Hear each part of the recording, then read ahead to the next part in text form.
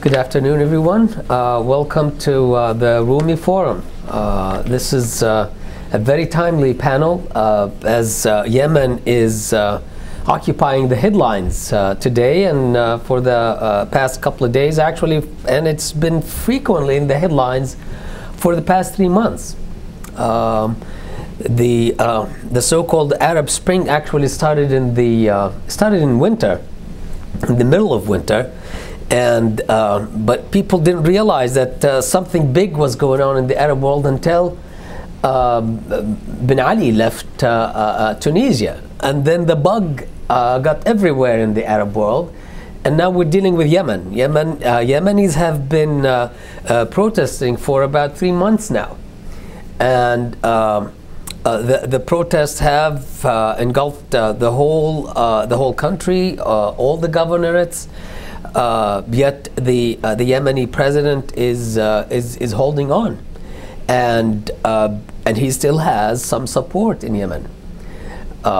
So what is going on in that country? What are the prospects for change in Yemen? There has been a Gulf Cooperation Council initiative by which the president would actually agree to step down. The news said that he agreed to the initiative. Senior members of his party announced, in his government, announced that he did. His ministers have been saying that he did. And now when the GCC council ministers went to have him sign, he refused to sign it. Because the opposition said that the only condition they have is for him to sign, so that they would trust his words for the transitional period before he leaves power, and there is a process to bring another government. With us is Ambassador David Newton, who was the U.S. ambassador in Yemen a while back. And he will kind of walk us through this whole thing and what the prospects is. So what I will do is just introduce him very quickly, and then he will talk to us for about 30 minutes, and then we will open it up for comments and discussion from you. Ambassador Newton is an adjunct scholar right now with the Middle East Institute.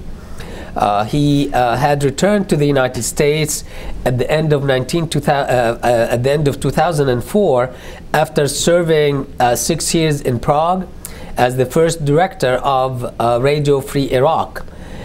Shortly before that appointment, he had retired from a 36-year foreign service career in which he served in Yemen between 94 and 97. That's actually the period when Yemen became unified, right then, reunified and became one country. And then he, before that, he had served in Iraq. He also did some service in Syria, also in Lebanon and Jordan, where he had different positions. In 92-93, Ambassador Newton was the International Affairs Advisor and Chairman of the National Security Policy Department at the National War College. So he is well aware of U.S. national interests and U.S. security interests in Yemen. So I suppose that's part of the question, and the prospects of Al-Qaeda finding a place or a base in Yemen, which is one of the concerns of the U.S., is something that he will be dealing with. So without further ado, I will just turn it over to Ambassador Newton, and let's enjoy the presentation. Yeah, it's funny, rules have changed with the podcasts and so forth. It used to be that you were never supposed to remember the statements that a talking head had made a year ago that had turned out to be totally wrong. But now you have podcasts, so you can go back and find out. I remember well, late 1990, I went to a conservative one, and I remember a pretty well-known talking head here in Washington who said, this stuff with Gorbachev and all of that, that's all a fake. They haven't changed at all. It's just the same old Soviet Union. So you can take what you want out of this. Actually, Yemen's kind of a special country for me. I served there as a junior officer in the 66, 67. I went back as deputy chief of mission 72, 75, and then I went back for a third time. So it's a country dear to my heart, and it's a country that's having a lot of problems. I'd like to talk to you today briefly about some of these long-term problems, because I think Yemen's going to be in the on the radar screen for us for quite a while. I mean, the two major issues, of course, are the question of presidential succession now and what is going to happen, and the issue, of course, Americans particularly focus on, and that's the question of AQAP, Al-Qaeda, in the Arabian Peninsula. And let me just say briefly, to get to those points quickly, I think we are headed perhaps for next couple of weeks for a climax in Yemen over this issue. I don't know how it will turn out, but there's a risk that it will get bloodier in the confrontation. The demonstrators are now moving towards government buildings and so forth. And what you've seen in the paper today, trouble in all three of the major cities in the northern part of the country. But Ali Abdullah Saleh is a skilled politician. He hasn't been president for 33 years for nothing. A friend of mine noted that I think he has managed to require the Gulf Cooperation Council to amend their proposal 5 times. So we'll see what the outcome is. But I think it is moving towards a heightened confrontation and maybe resolution we'll see in the next couple of weeks. In terms of Al-Qaeda, one thing I think is becoming clear, and that is this continues to be a major concern for the United States, but the United States is probably in the near or maybe even longer term future going to be acting more unilaterally. There is unlikely to be another government that's going to quietly go along with things, and we've seen already in recent days the use of a predator for first time in quite a long time to kill a couple of AQAP people, and perhaps it was aimed at Anwar al-Awlaki, the cleric that is so prominent. But I would really also like to talk to you about some of these long-term problems. I did read very quickly. I did a one-pager. I remember when I participated in the briefing of the new ambassador out there, and I just basically left him some points. First, I would say we think of Yemen a bit like Afghanistan. Yeah, it's mountainous, but it's actually quite varied. Like Afghanistan, it's also a country unusual in the Arab world for a tradition of weak governments and very limited authority of the central government, very unlike the rest of the world. But it is also a country where people have essentially the same. The Shia and Sunni in Yemen are quite close. These are all Muslims. They all speak Arabic, and culturally they have a great deal in common. So it is not as disparate as Afghanistan. But some of the points, these are highly personal, subjective. First of all, I always believe Yemenis are intelligent, intellectually agile, very accessible to people, and they love politics. Secondly, Yemenis, especially tribesmen, do not like to be ruled by outsiders, especially foreigners, but they also include in that their own government. They do, however, especially increasingly now demand benefits which their cash-strapped, not very effective, and rather corrupt government has not been able to provide in insufficient quantities.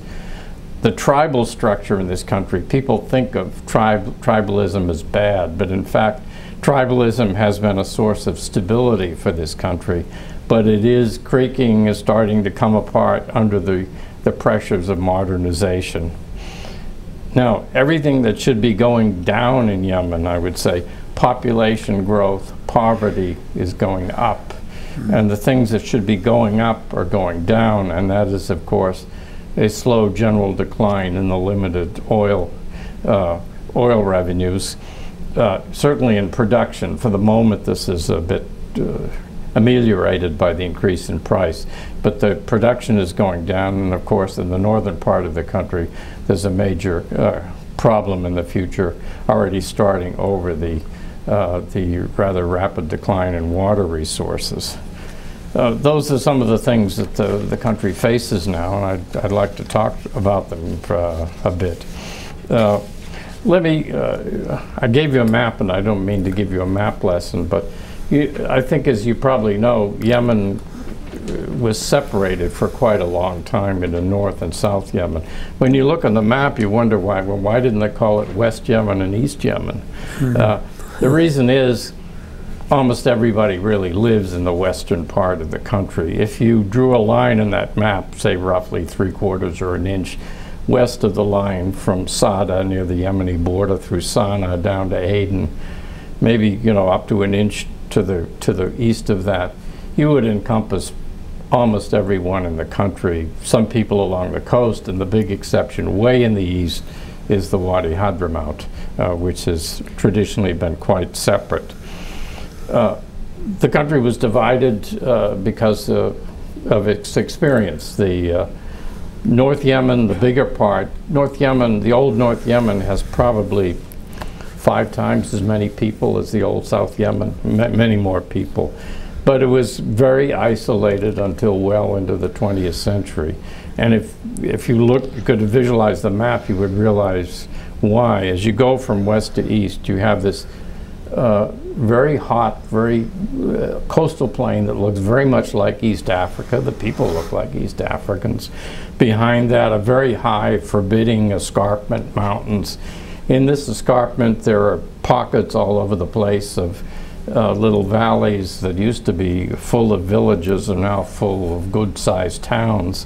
And then you come over that and you have a high plain. And as you go north, there are kind of steps going up, the highest part, Sana'a. And in the higher parts, which is most of it, quite dry. These people are all farmers traditionally, but up there you depend entirely on well irrigation. You don't have enough rainfall. Then the country in old North Yemen slopes down gradually into a desert. Southern Yemen was, of course, this magnificent harbor of Aden that the British seized, I think, 1837, 39, and turned into their major coaling station between the Mediterranean and the jewel in the crown, India. Behind that,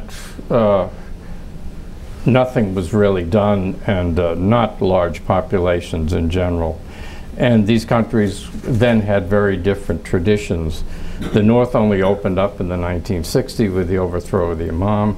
The North divided religiously, but not terribly. The northern part, a Shia sect, not extreme, but their ruler having to proclaim himself, and then every once in a while someone would arise and proclaim himself until the 20th century. So not stable government generally at all until the 20th century. The Ottomans were there until World War I, and then the Imam was able to unify the country. The South, British control, interested only in Aden really, and keeping a cordon sanitaire, a space above them to protect the city. They fell to Arab nationalism, were replaced by a Marxist government. So you had what turned out to be a pretty conservative, fairly religious North, very tribal, and a Marxist South. But with the collapse of the Soviet Union, the South became unviable. They were very poor, heavily dependent on Soviet and other aid. And so they reunited in 1990. The leaders who came in, the Marxists, turned out to have very little support even in the South. When the first election came along, they tried to get out. The central government, however, with its stronger army, was able to prevent that. So they reunited in '94. And the government has struggled ever since to try to integrate all of this with mixed success. So you had these two parts, very different, but in a country where I would argue that a real country and a population who believe they were all Yemenis, but a South which has become increasingly unhappy with corruption and misrule by people who've been sent down or come down from the North to run them. So unity has been a real problem. But the real problems are much more complex than that. And I think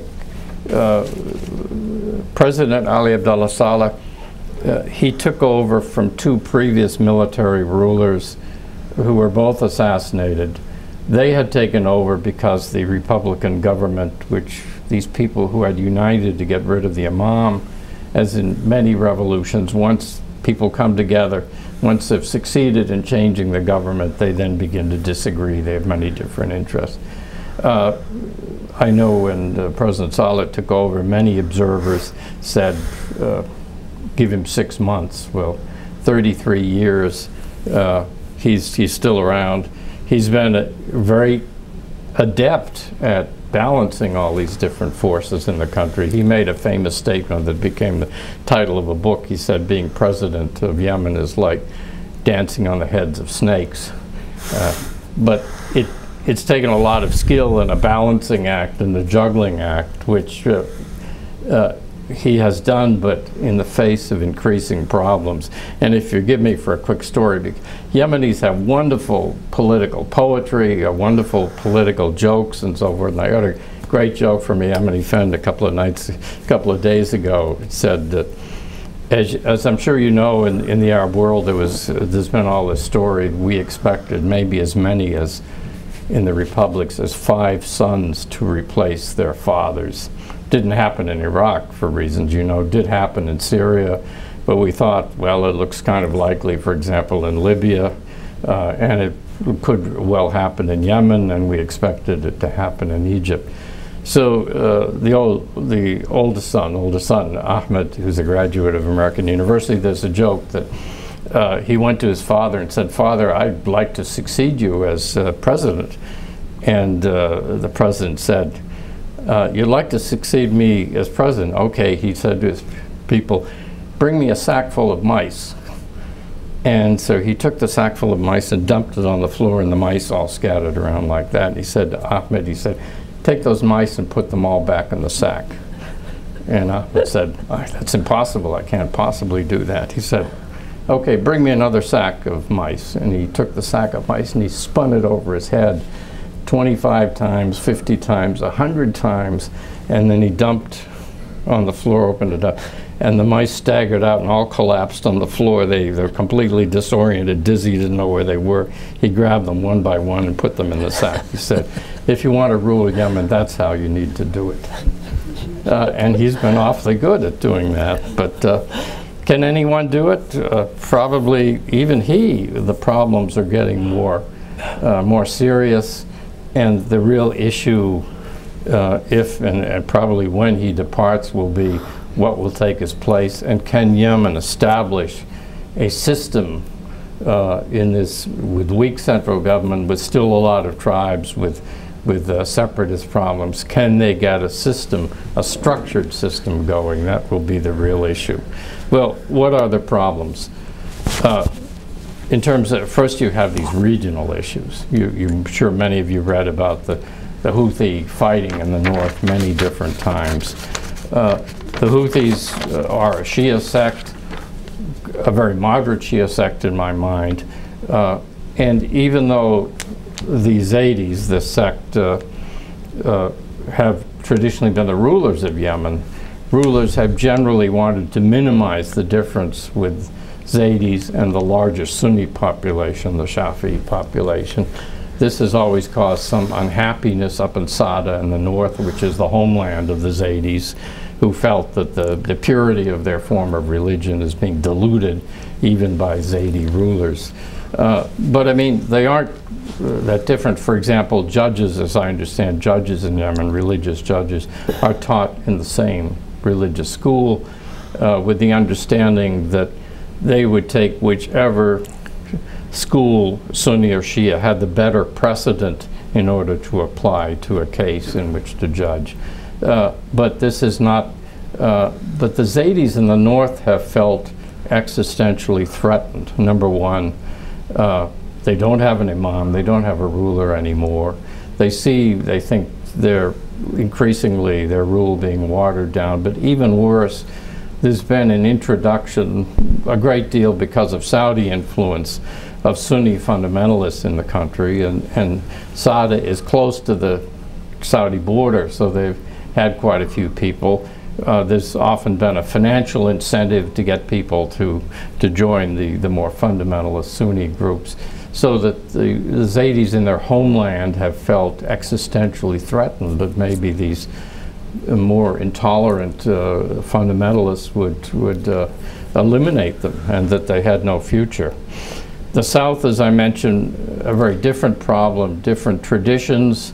The South was badly run economically and so forth, had really no economic future. But it also, from the British tradition, had the rule of better government, less corruption. And after '94, the forcible reunification, if you will, they saw a lot of northern colonels and others come down, military security police come down. People took advantage of the confused land ownership because of the old communist system. Wasn't clear who owned what, and seized a lot of land. And so their grievances have been, and it's not entirely fair. The government actually has done a good bit to develop Aden, this wonderful port, but they really feel they have been ignored and mistreated. And some increasing number, I think probably still a minority, want to re-separate, but many other people just feel we want a decent government and we want more attention and more rule. Way out in the east, I underlined on the map Hadramaut, Sayun, and Tarim. There aren't many people in the east, and in fact, the British in their days used to, when you got beyond this area in the west with the population, used to call the rest of the country not the Wild West, but the Wild East. And the center of the Wild East, I underlined, Shabwa, is really a remote, difficult place to get to, and seems to be where a lot of the activity of Al-Qaeda in the Arabian Peninsula is. I don't think a Westerner visited Shabwa until well into the early part of the 20th century. But the Hadramaut out there is a wonderful, a beautiful valley, exotic, and has a lot of people. They have also felt separate even under the South because they have a different culture. They've been oriented towards Southeast Asia, and they didn't like the Marxist government, and they don't like the current government. To the east of Sana'a, there are tribes who have traditionally been hostile to each other out towards Ma'rib. The government has always had a great deal of trouble. In the early days, 15 years or more ago, when you read about kidnappings of tourists out there, it was these tribes out there, and what they basically wanted is more services, roads and clinics and schools, and by kidnapping foreigners they could pressure the government. So all these problems central government has faced, which are getting worse. But then you have these social and economic problems, which I alluded to. Figure I've seen some years ago, water use, or Sana'a and the plain to the north, where a great deal of this mild narcotic gat has grown. Water use is about 140% of replenishment. The wells are going down at a significant rate every year, and places are running out of water. That brings people into the cities. When I first went to Sana'a in 1966, there were 50 or 60,000 people in Sana'a. There are now maybe 2 million people there.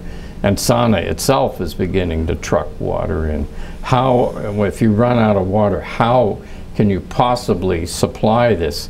Even if you had the money to run desalting plants down on the coast, around Hodeidah, for example, you don't have the money, but even if you did, you have to pump it up 8,000 feet to get over the escarpment and run it a couple of 100 kilometers. That would take a huge amount of energy and make the water very expensive. I heard somebody say in the U.S. government, well, just offhand, say, well, maybe they could move down to the Tahama, the coastal plain. That's where would they live there? That's already crowded, and it's a very different kind of culture and a very different kind of system. So then generally this is combined with very rapid population growth, up to 3.5% a year, doubles you in 20 years. When I first went, January '66, there were about 4 million Yemenis. There are now 24. And we're talking in 20 years or a little more, maybe 50 million Yemenis. Where are you going to put them? How are you going to feed them? The country already, which was barely self-sufficient in the '60s at the time of the revolution at a very low level, now imports about 80% of its food. How are you going to deal with that? Are they all going to slip over the border into Saudi Arabia? You know, how are you going to, or is it going to just degenerate? How is the government going to deal with that? So you have these and then you have the problem of oil.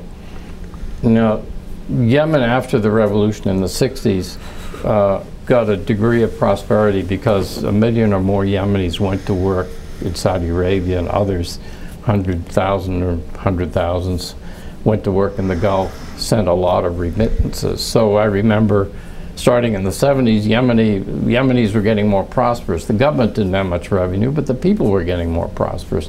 Unfortunately then with the Desert Storm, Desert Shield, Desert Storm, President Saleh sympathized and didn't support the liberation of Kuwait, sympathized with Saddam. All of those people were kicked out, and many are still living in refugee camps. But this was compensated at the time because Yemen had found some oil. Now the oil is quite maybe 3 million barrels. That's chicken feed compared to Saudi Arabia or Iraq. But it has helped the government a great deal and given them revenues. But the efforts to find more oil have not succeeded and don't look like they will succeed. And so it's running down maybe 4 or 5% a year out of the two major fields, one in the east of North Yemen and the other in South Yemen. There's been a little help. Yemen is beginning to export natural gas, but that only provides a limited income. So the revenue stream for Yemen looks pretty bad. So as I say, everything that should be going down seems to be going up, and everything that should be going up seems to be going down. Every Yemeni government is going to have to deal with these issues. And then there's the issue you find in so many different parts in the republics of Yemen. Yemen has a better tradition of democracy, I think, than most countries. And Yemenis have voted very well in elections. It's socially, Yemen is a pretty stable country. The parliament has limited power, and of course, but the president's been in office a long time. There are more than one party. There are 3 major parties, but there's never been any suggestion that the governing party would ever lose. And when people are in power that long, you get corruption. And when the revenues and prosperity are only available through the government, and rulers have come into power by military means or others, they solidify their rule by bringing in their friends and relatives and others, giving them the key security military positions and so forth. And even in the economy you see this. So the corruption in Yemen has grown a great deal. Some of it is just due to poverty, the kind of low-level payments that you find in poor countries. But an awful lot of this limited revenue has gone, and people are, I think, angry about this. So these problems are not going to go away. I admire Yemenis for, they're serious about democracy. There are many, they really can work together in many respects, but politically there is no real unification. No unification between the people in the street and the traditional opposition parties. They're cooperating for now. The opposition itself, the so-called joint meeting parties, got together only to oppose the president in the last presidential election. they range from fundamentalists to Marxists. They don't have a unity either. So we're, I think, going to see problems in Yemen for quite a while.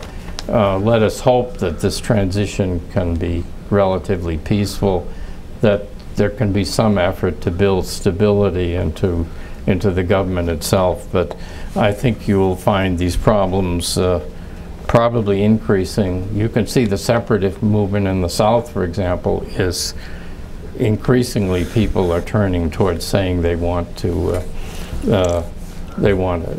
change and they want out. I was on a program in Al Hurra last night, and two of the people of the four in the 1 hour program were separatists, and one of them I reminded gently that in the United States we follow the principle that once you go in, you can't get out. We went through that in the 1860s, but these people believe differently. So you know, even if the problems with President Saleh are over, I don't think he's really quite ready to leave. If you were President Saleh and you saw what happened to the two people who did leave, Ben Ali and President Mubarak, you see how they ended up, and you look at the two people who are resisting, Gaddafi in Libya and Bashar al-Assad in Syria, you see they're hanging on and look like they have a chance maybe to continue. I think you come to the conclusion perhaps you're not ready to give it up and you're going to try to maneuver your way to hang on. And I think the president, having been in power so long, if he does come to the conclusion there's no choice, he wants a dignified exit. He wants to be assured he and his family will not be prosecuted or persecuted, however you look at it, and that he can turn over power to some stable successor system. All of that is very much up in the air, and I think there is a risk of greater violence in the next couple of weeks. And let's hope that Yemen can find its way, but its problems will persist for a long time. Most of the help will actually have to come from the Gulf states. You're talking about a lot of money, more money than the US or the Europeans are going to put up. They may have some of their own agendas. Some of them supported separation in 1990.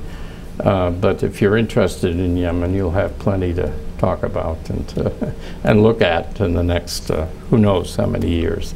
Well, thank you very much. I think that's happy to answer any questions. All right. Well, let me just start by talking about Al Qaeda. We know about Al-Awlaqi being in Yemen, but is the threat of Al Qaeda establishing a base in Yemen? Is it a big threat? How do we have information as to what's the size of Al Qaeda in Yemen other than Al-Awlaqi? There are various definitions, but we seem to be talking in the hundreds and maybe even in the low hundreds in numbers of people. But one thing we've learned is that it doesn't take a lot of people and a lot of money to make a serious threat, and we've already had a couple of threats from Yemen that fortunately didn't work out. So the threat is real from the US government. The danger is more that I think that we will become fixated on the problem and not give attention to the other problems. But Al-Qaeda is a legitimate problem for the United States to deal with.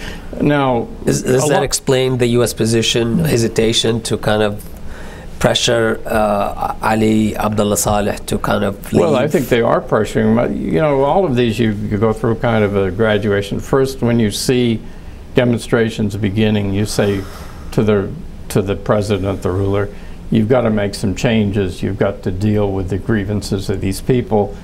The problem then becomes worse for a couple of reasons.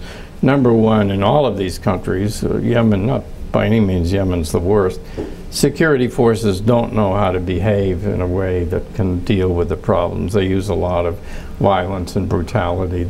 So the problem gets bigger. You have a funeral, then you have, more trouble. Then the government gets worried and makes concessions, but under those circumstances, concessions look like they're dealing from weakness. That encourages more protesters. Eventually, in all these countries, I think the determining factor is the army, because it inevitably grows beyond the ability of the security forces. They just make it worse. So in 2 cases, the army wouldn't go along shooting their own people. In 2 cases, they have supported the regime. And now in Yemen, the army seems to be split. But Al-Qaeda is a significant problem. These areas are really outside, pretty much outside government control. The tribes there, I think, have, some of these people are from their area. They're a little more willing, but and a good bit of number of them are Yemenis. But I don't think the tribes themselves are supporting the effort, but they're reluctant to give them up. And if there's, occasionally, inevitably, when there's an attack on these people, you hit the wrong people, then there's more trouble. It's hard to get them. The one good thing, I think, is that it's going to be hard for terrorists from Al-Qaeda and the Arabian Peninsula to get out of Yemen to do trouble, because there's a limited number of ways you can get out of Yemen. You don't want to go out through Saudi Arabia or Oman. Probably you only have a couple of airports, and any packages are going to be carefully screened. So Yemenis trying to operate outside the country, but it is going to be very difficult, just as it's been difficult in Pakistan, to find these people. And there's a certain willingness, limited willingness, I think, of tribes. And in the area of Shabwa has a history of Yemen of being a place where not very nice people hide out because it's hard to get at them. So it's not easy to get at them. There are not a lot of people, but just 1 or 2 people can do real damage, and it doesn't take a whole lot of money or resources. Okay, let's have presentation. My name is Abraham Abidor, retired from the Foreign Agricultural Service. Yeah. Yeah, my question is about the media reports continuously reporting about Saudi Arabia very concerned about encirclement, Bahrain to the north, and more importantly Yemen to the south, falling into the hands of the rebels. Now, if that happens in Yemen, the rebels or the freedom fighter, whatever they're called, if they succeed, if they take over, is there any danger to Saudi Arabia security, oil fields, or whatever, eventually arising from that development? In Bahrain, of course, they have this thing about the Shia. I don't think that Iran has had much of a role in Bahrain. That's a whole other story. But no, I think Saudi Arabia has always been very nervous about Yemen. First of all, the native population of Yemen is larger than the entire GCC native population combined. Yemenis are very energetic people. They're skilled fighters. I don't mean it's a violent country, but Yemenis are all armed, and they resist people who come in. And Yemenis are good fighters. And because there are a lot of Yemenis, and it's a poor country, not a few of them went off to Afghanistan as mujahideen, have come back, helped in the radicalization. I think what they fear is, which is, maybe I should have said that specifically, they fear that Yemen becomes a failing state, as some people are claiming, with all these problems, and that there will be a certain amount of chaos in the country as all these problems get worse. There also, you would worry, well, what if the water runs out or there's real trouble? What about hundreds of thousands of Yemenis trying to cross the border into Saudi Arabia, where you have a lot of remote areas? So there are, it's worrisome to, we have our own concerns about Mexico. I served twice in Saudi Arabia, 3 times in Yemen, and I used to talk about the Mexican syndrome. And in Saudi Arabia, they have this sort of, some of the same fears and, if you would call them, hang-ups that we have about Mexico, So, yeah, there is some reason for concern. Saudi Arabia is pretty rich, Yemen's pretty poor. So, but in terms of, putting it in terms of Sunni versus Shia or something, no, there's no risk of that at all. How about the oil fields? Can they endanger the oil production? No, the oil fields are over on the other side, and the Gulf side. No, there's really no risk of that, unless you talk about where they worry about subversion. Of course, maybe Al-Qaeda. But, you know, Al-Qaeda is now Al-Qaeda in the Arabian Peninsula because the Saudi members fled Saudi Arabia because of the successes of the Saudi government in going after them, and it was safer to go to Yemen. So, but you know, you have to worry about individual terrorists or small groups. Saudis have done a pretty good job in rooting them out, but when you have a large population in a country which has serious problems, yeah, you worry about it if it's your neighbor. Thank you. Mm-hmm. Yes. Rebecca Cataldi from International Center for Religion and Diplomacy. I'm sorry, I don't think it's working. Is that better? No, just maybe. Yeah, just speak up. Speak up. Rebecca Cataldi from International Center for Religion and Diplomacy. Yeah. I was wondering first if you could speak to sort of what is the perception or the attitude toward America of the average Yemeni in the street, realizing that it requires a little bit of generalization. And secondly, are there any kinds of citizen engagement initiatives going on right now between Americans and Yemenis in terms of education or health or professional exchange or sort of relationship building outside of government relations? Thank you. Yeah, there certainly are things going on. They're not entirely, you know, outside the framework of the government, some supported by the government. In democratic terms, the National Democratic Institute has been quite active in Yemen, and I think also the International Republican Institute. There are numerous scholarship programs and so forth. And of course, from the government side, the aid program has grown tremendously.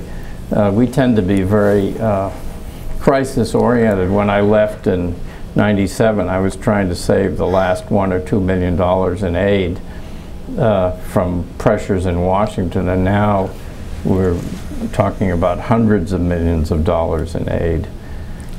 In terms of attitudes towards the United States, I think the average attitude of Yemenis towards the United States is good in general.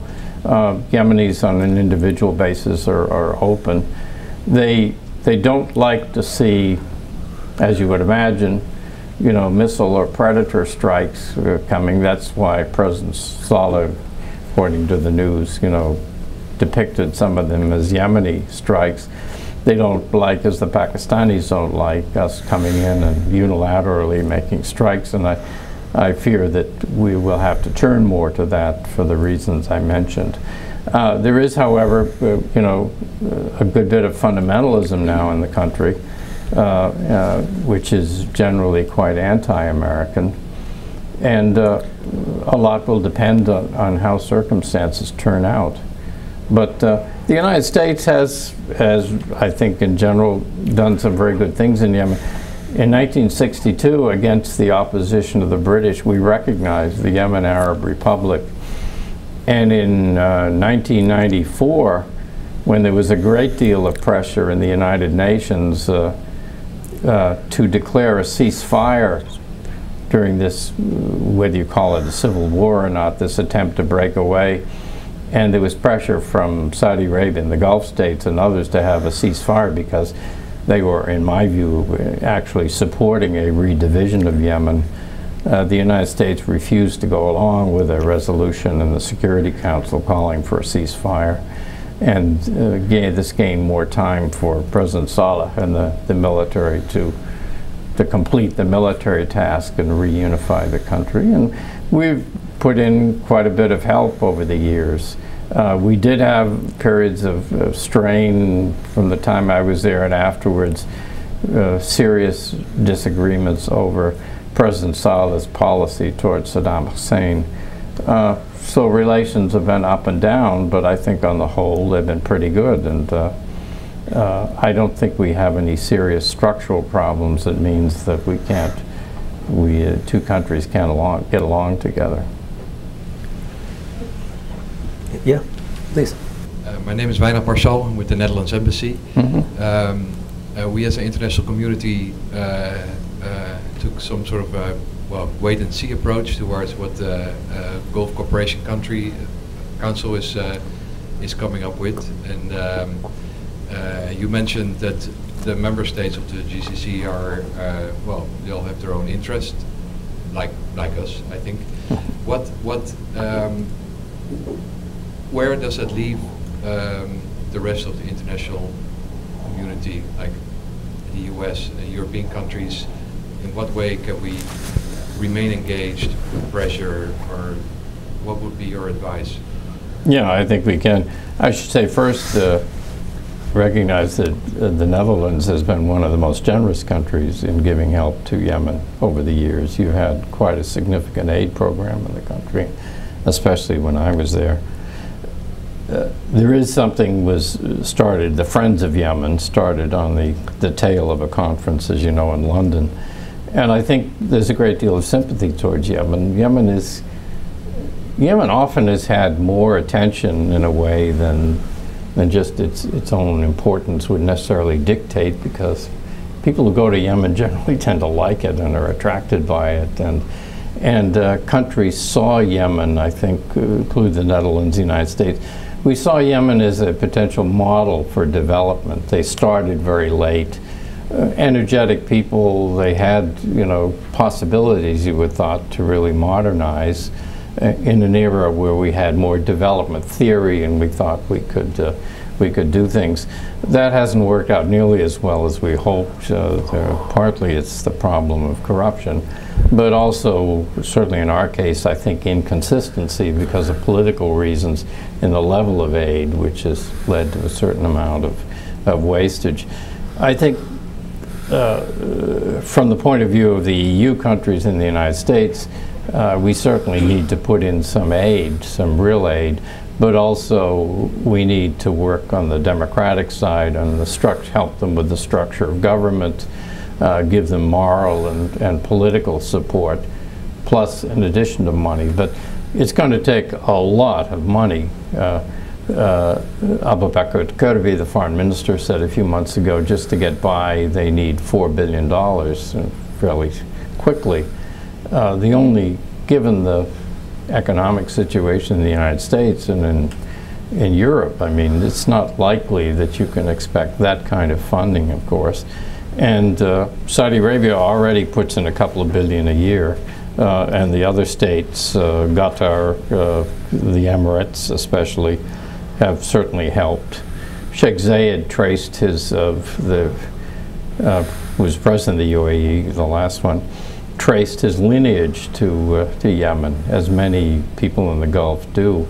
But they are going to have to, I think, give substantial amounts of aid to the country. Now, let's hope that they don't, as I think some of them did clearly in 1994, have any idea in their mind maybe it would be better to redivide the country because of the separatist issue. I don't think the South is viable anyway, and I don't think most people really want to be separated. Could be wrong, but I don't think so. But the real heavy lifting and financially is going to have to come from the Gulf states, especially Saudi Arabia. But we need to be very actively involved in Europe and the United States to organizing things like the Friends of Yemen, and get the Gulf states, encourage them, move them along to help. They are the people, after all, especially Saudi Arabia, which has the greatest stake in this problem, especially Saudi Arabia. It's their neighbor, and chaos in Yemen would be like chaos in Mexico for us. Yes. Mike Kurtzik, formerly of the U.S. Department of Agriculture, working on the Middle East. Okay. A general question. With your vast experience in the Middle East and the history of the Middle East, how do you see the Arab Spring now? I mean, who's behind it? Is there someone behind it? In Tunisia, of course, we had a merchant who burned himself to start the revolution over there, and he moved to Egypt, and of course to Syria. I have some trepidation about what the result will be. I think everybody does.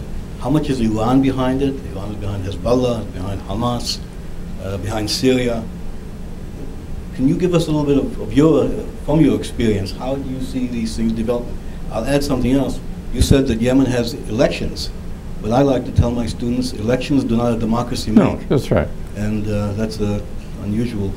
I mean, it doesn't work that way always. And we certainly have seen the election with 97% result for one candidate. So, Yeah, you haven't had that in Yemen. The question has been more, how much real power did the parliament have? And okay, you know, it's by no means a perfect democracy, but it does, even with a president who stays in power over 30 years, you still have built a tradition of political participation. And you built some NGOs and civil society organizations and so forth. But the Arab Spring, I've given some talks on that, and one of the basic things I say is if you want to boil it down, I think, to essentials, you can, almost 2 words.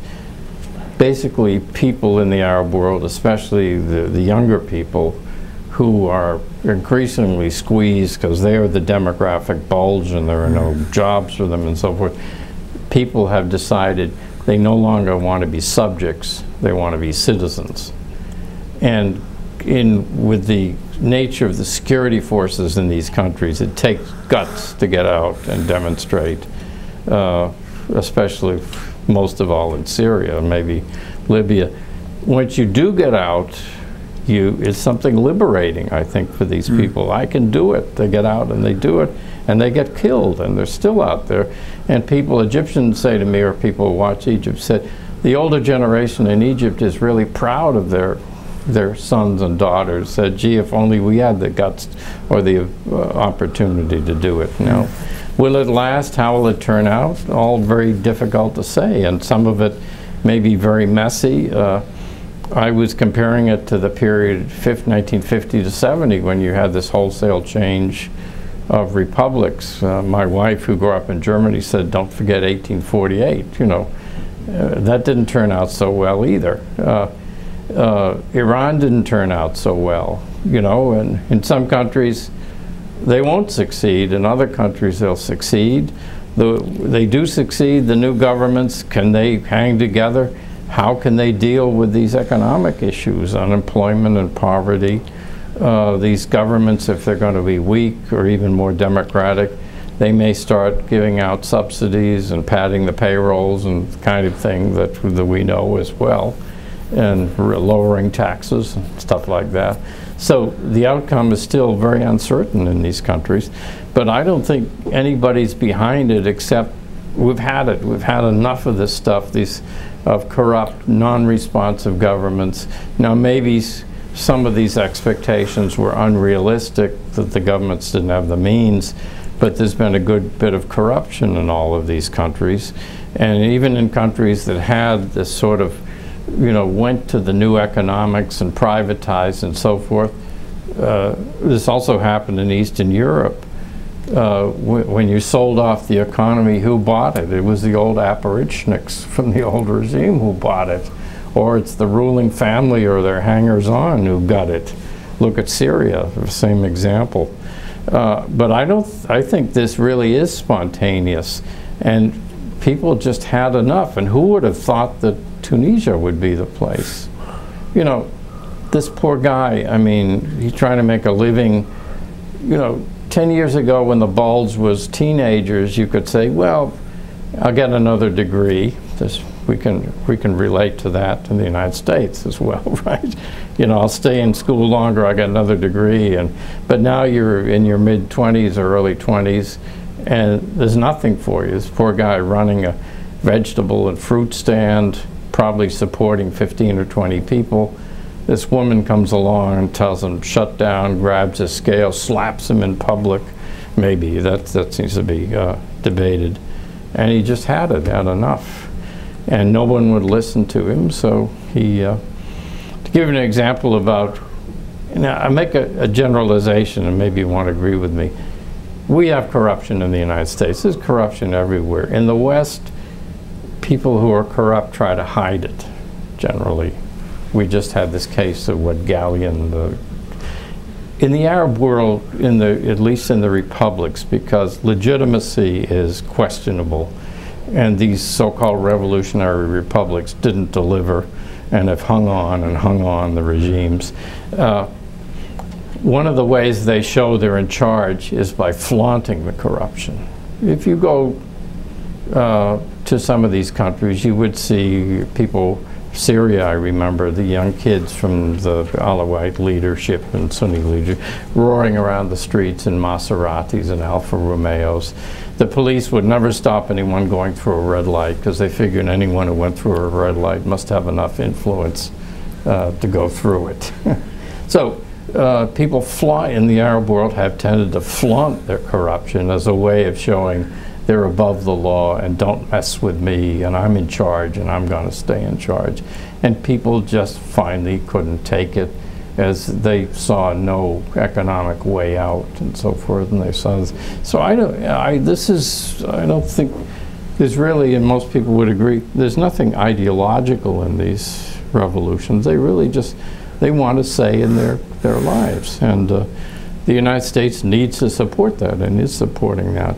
Each country is different, and we have very limited influence. We have, I think, very little influence over the way things will turn out in Syria, which is now the bloodiest one. But we at least need to be on the right side of history on this. But don't expect it, as we claimed in Iraq, that it will be hearts and flowers. It won't. All right. Well, yeah, please go ahead. Most of the prisoners still held in Guantanamo are Yemenis. Has this had any effect on Yemen and on its perception of the U.S. and our policies there? Yeah, it is a sore point, I think, in Yemen, especially when you have tribal connections and so forth. And, you know, because Yemen, again, has a lot of people and is a poor country, quite a few people, and had gone up to fight the Soviets and then stayed on. Fundamentalism has grown in the country through outside pressures introduced and through poverty. It is a sore point, I think. I don't think it's been so much a sore point for the Yemeni government itself, but we've been very disturbed. We had this, if you remember, this prison breakout, which looked very odd, that they could, you know, dig their way out and end up in a mosque and then do their daily prayers in the mosque and then go off.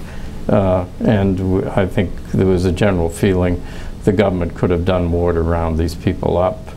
You know, in my view, President Saleh, I mean, again, this balancing act, he was also using the fundamentalists to balance. One advantage of these people is they had generally no independent power base, and he could depend more on them. He used them in the reunification war in '94, used some of these people as fighters.